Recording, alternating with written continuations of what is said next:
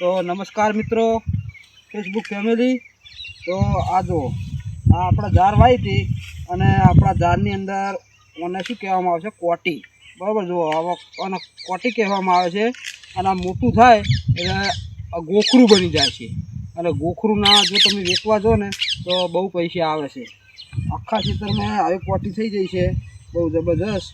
અને જો આને સંપૂર્ણપણે નાશ કરવો હોય તો આપણે ખેતરમાં પલાવ મારાવવું પડે. એટલે આ બહુ ખેતરમાં સારું નહીં.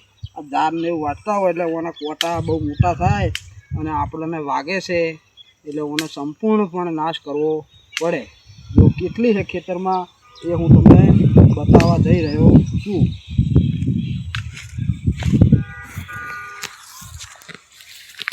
આખા ખેતરમાં આવી કોટી થઈ જાય છે તો આને સંપૂર્ણ આપણે નાશ કરવાનો છે.